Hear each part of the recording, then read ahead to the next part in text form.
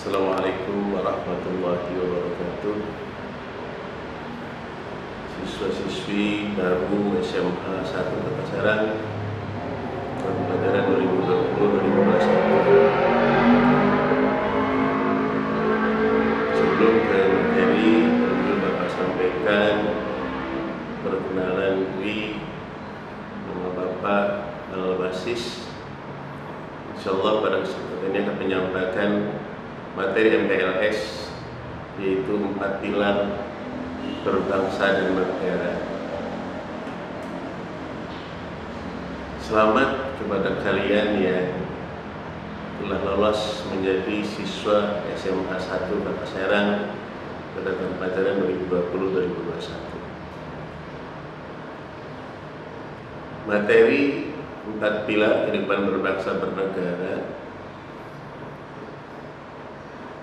Karakteristik Indonesia yaitu adanya kebesaran, keluasan dari keberadaan bangsanya.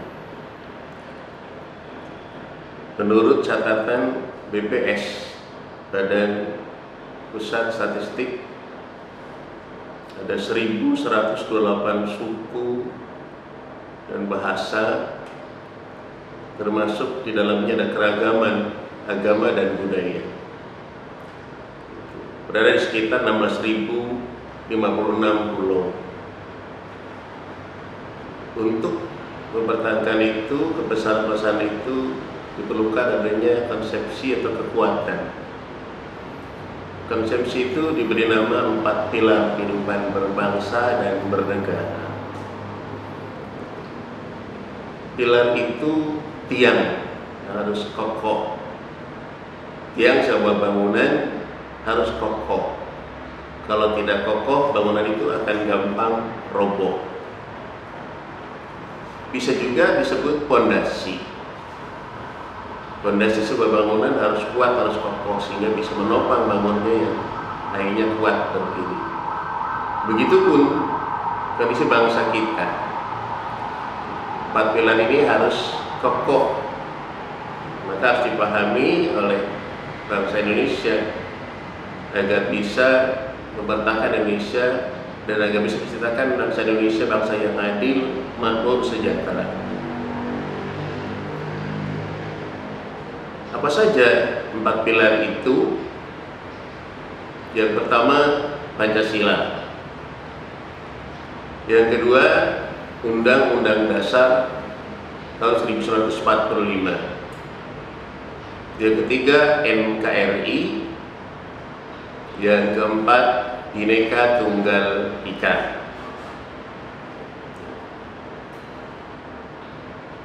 Sejarah singkat Pancasila itu dibahas pada saat sidang PBB pertama. Ada 3 tokoh nasional kita, 3 founder kita yang membahas, itu mulai tanggal 29 Mei sampai dengan 1 Juni 1945. Ada Mr. Muhammad Yamin, Mr. Supomo, dan Bung Karno. Dari 3 pembicara tersebut, Bung Karno di tanggal 1 menyebutkan istilah Pancasila. Akhirnya dibahas oleh panitia kecil yang hasilnya yaitu pada tanggal 22 Juni 1945 yang disebut dengan Piagam Jakarta.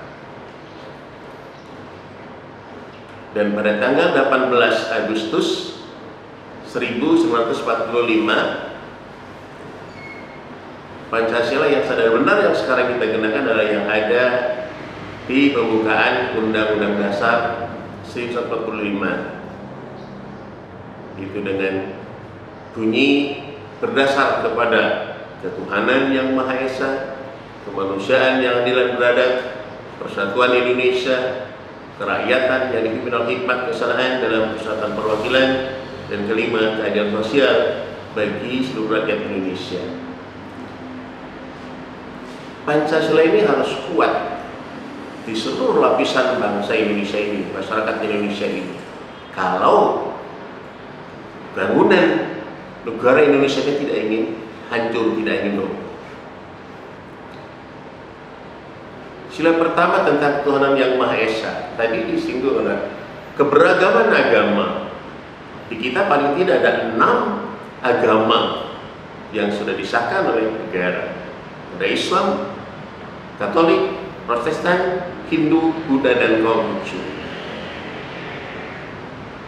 Kita semua harus bersinergi, bertoleransi antar umat agama yang ada di Indonesia. Kalau ingin negara ini kuat, kalau ingin negara ini membangun bangsa ini, bangun negara ini, harus bersama-sama kelompok agama yang ada.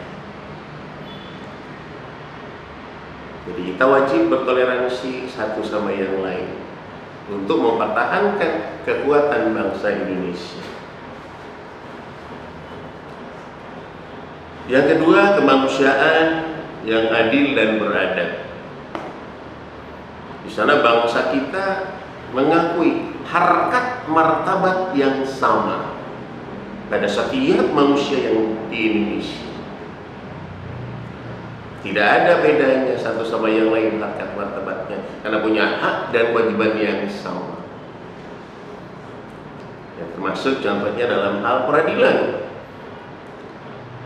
Misal kalau kita ambil dari pasal 27 ayat 1 bahwa segala warga negara bersamaan kedudukan jalan hukum dan pemerintahan dan wajib menjunjung hukum peraturan itu dengan tidak ada kecuali. Jadi siapapun wajib untuk menciptakan keadilan.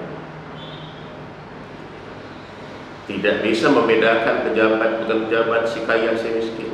Sama hak dan kewajibannya untuk membuat negara bangsa ini kokoh.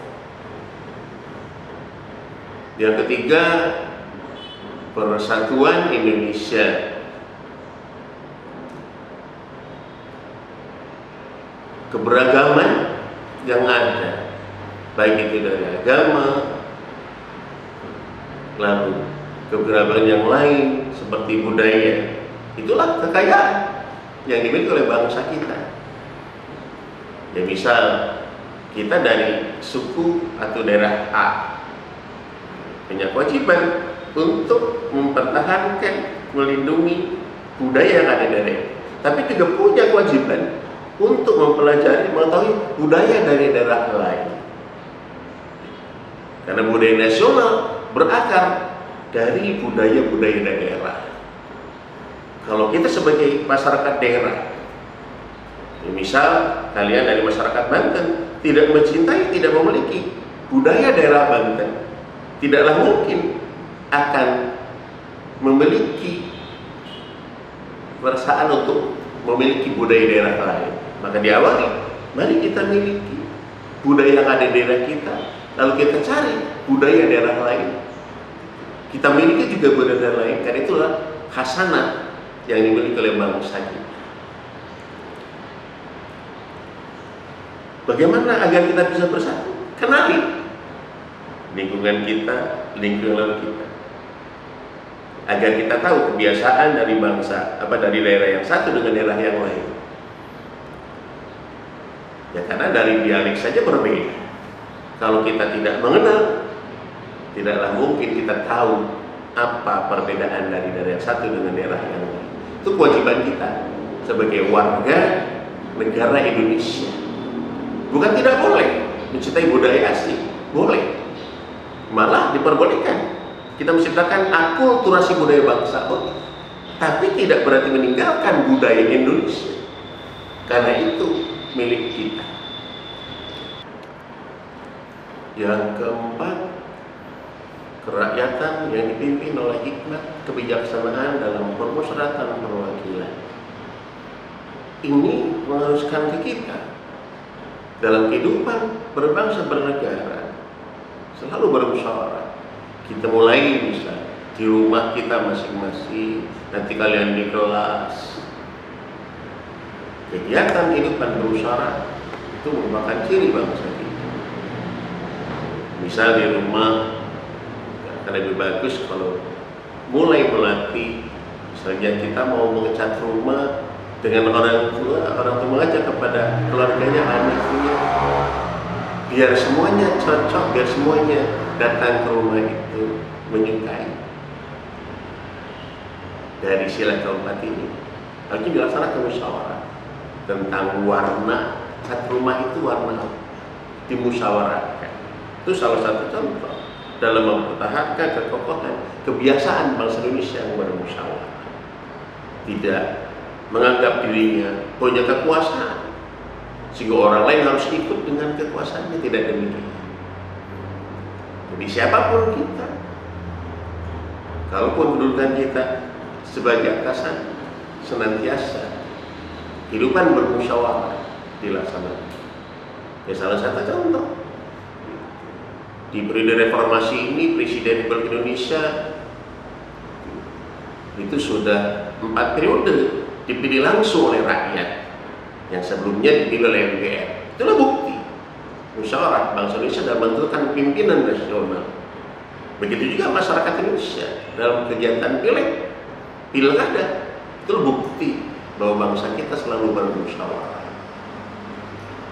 Yang kelima, keadilan sosial bagi seluruh rakyat Indonesia.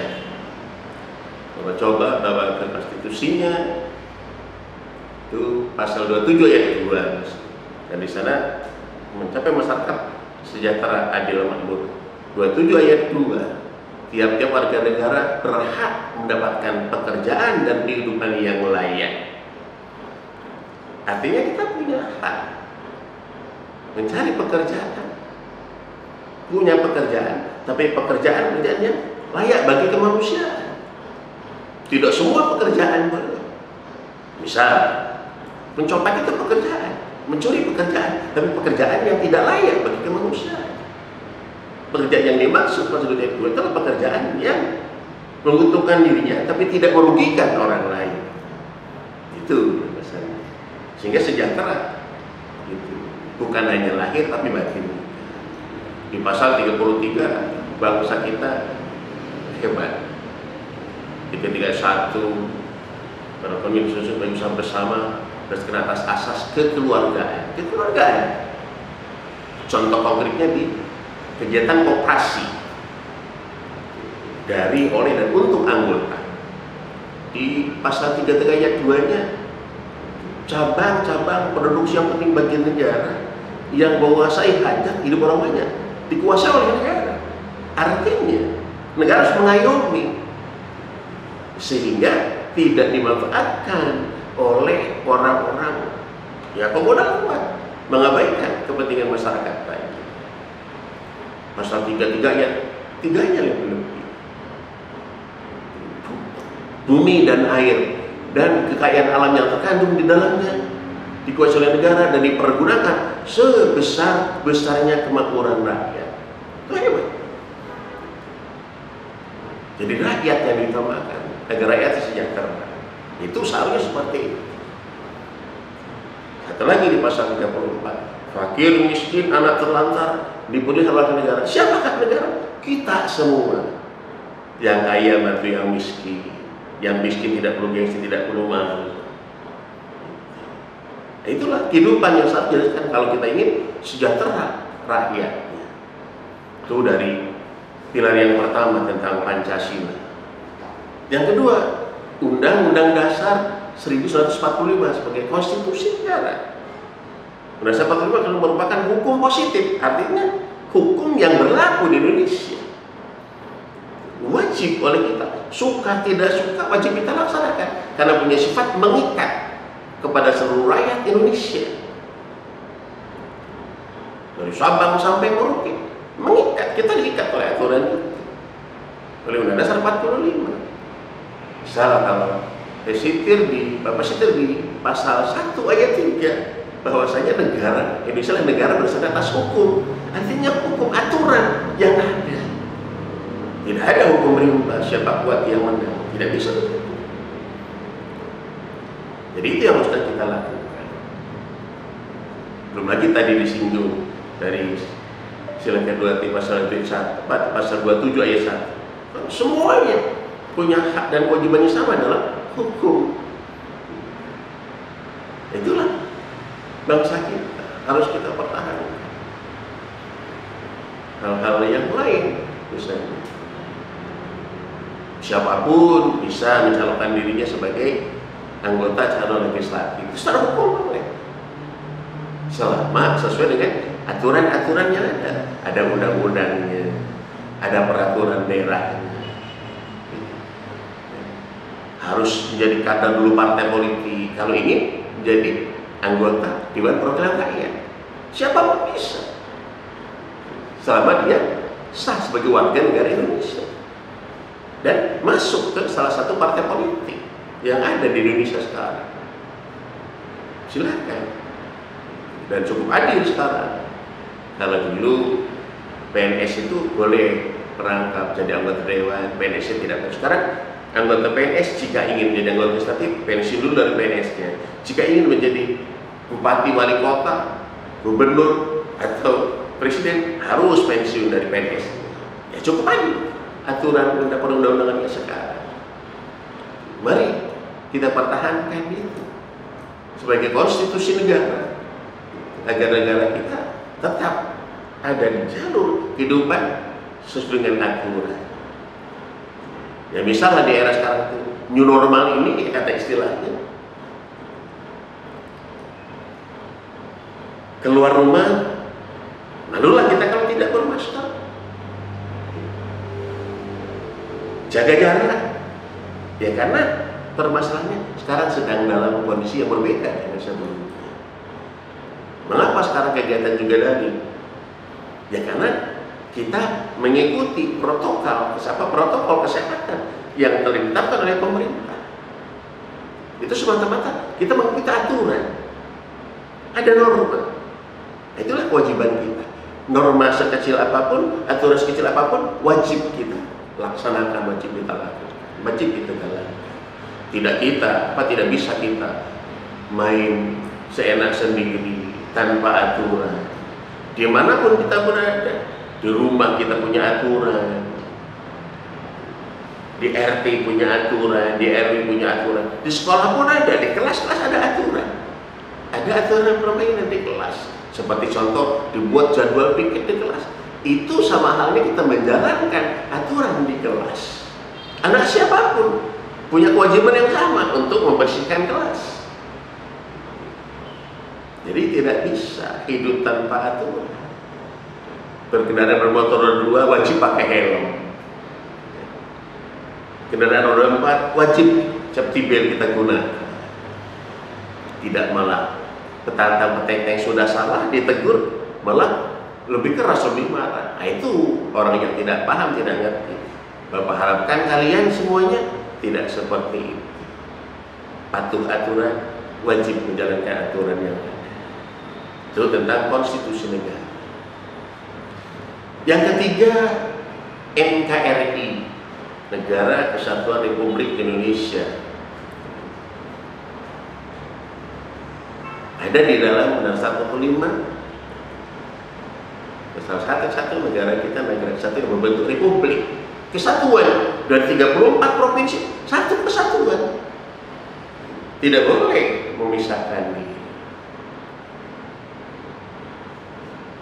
Kalian dari Aceh sama sebagai rakyat bahasa Indonesia, ingin kuliah ke Bandung bisa, ke Jogja bisa, begitu pun sebaliknya. Negara kesatuan, semuanya wajib bersatu. Dulu bangsa kita lama dijajah karena dulu kurang bersatu.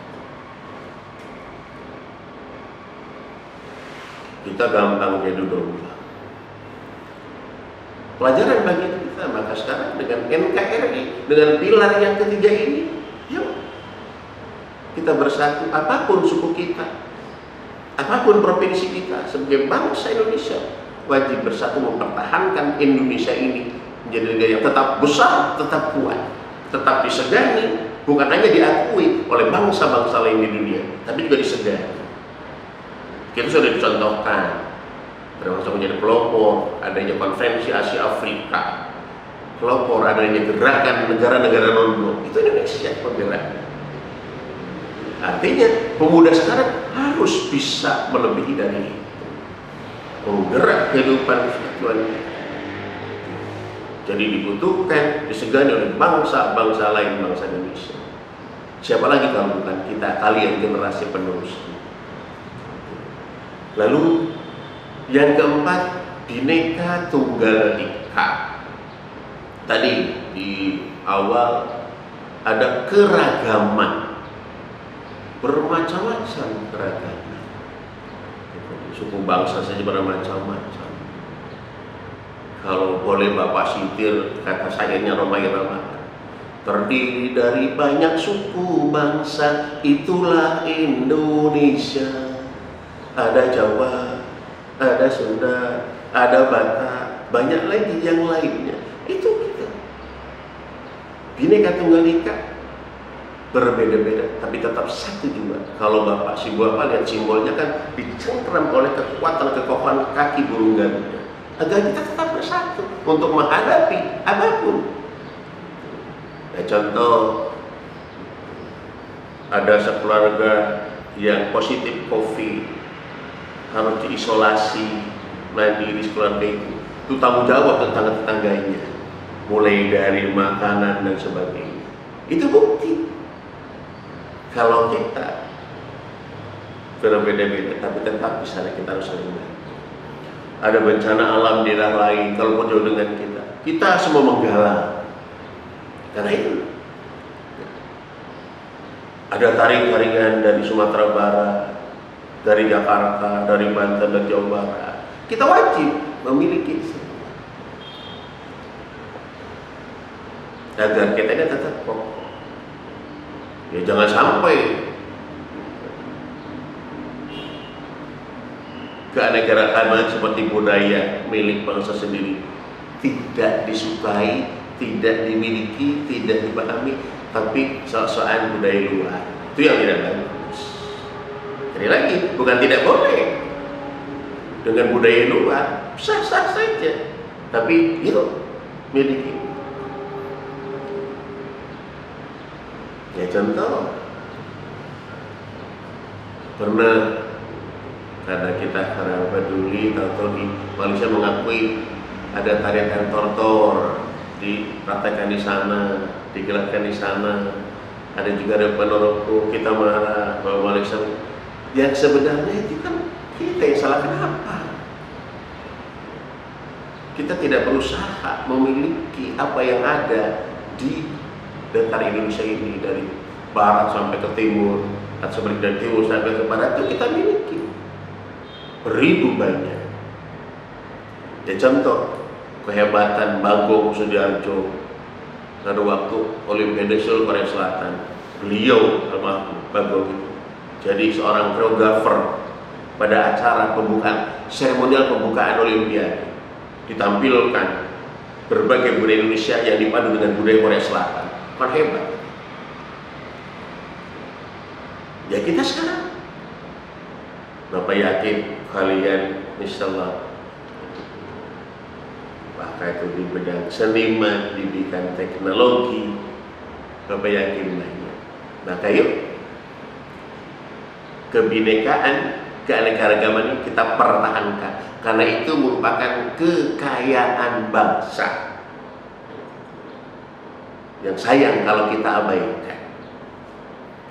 Ya urusan ada yang baru, ya seperti contoh sekarang ramainya TikTok, orang senangnya dengan K-pop, sah-sah saja, tapi jangan kita tinggalkan. Malah bisa tidak dibuat akulturasi budaya bangsa. Kalau dari hal kebinekaan masalah budaya, kebinekaan yang lainnya banyak kita, karena agama saja sudah ada 6 di kita, dari dialek bahasa saja berbeda-beda. Ya nyatanya pertama kali Bapak kuliah di Bandung, ketemu dengan teman dari Sumatera, dosennya kebetulan yang ngasih materi itu orang Sumatera. Beliau serta-merta mana yang dari Sumatera yang baru turun ke Jawa, satu muncul ke depan, dikasihlah sebuah syair lagu Sunda, Neng Eis. Ya karena dia baru turun dari Sumatera Jawa. Neng Eis ya tidak bisa nyanyikan. Neng Ewis pas ramainya begitu bait ada euleu. Itulah kenyataan yang ada. Kita pun belum tentu bisa kalau kita tidak berusaha mengenali bagaimana sih kebiasaan orang Kalimantan, bagaimana sih dialeknya orang Madura. Itu kita kebinekaan banyak ragam. Bukan hanya dia, warna kulit pun kita bermacam-macam. Itu patut kita syukuri. Karena diciptakan oleh Allah di bumi pertiwi ini yang beraneka ragam, yang wajib kita banggakan. Tidak boleh kalau Bapak bawa lagi ke Pancasila aja kita saling menghina satu sama yang lain. Itu wajib saling mencintai. Termasuk ke negara kami, yuk kita cintai. Berbeda itu biasa. Malah kita syukur, hormati perbedaan yang ada. Baru kita akan tetap kokoh bersatu menjadi negara kesatuan Republik Indonesia yang kuat, yang disegani oleh bangsa-bangsa lain. Barangkali itu saja saya Bapak mengajak. Mari kita berdoa, mudah-mudahan musibah COVID-19 ini segera berlalu, sehingga kita bisa tatap muka di semansa tercinta. Terlebih kalian yang belum pernah mengalami bagaimana duduk di bangku SMA 1, bagaimana tatap muka secara langsung, bagaimana upacara di SMA 1. Mari ya berdoa, mudah-mudahan tidak lama lagi kita bisa tatap muka langsung di semasa ini. Amin ya rabbal alamin. Sayang tidak bisa ada tanya jawab. Nanti saja kalau sudah tatap muka, Bapak akhiri. Assalamualaikum warahmatullahi wabarakatuh.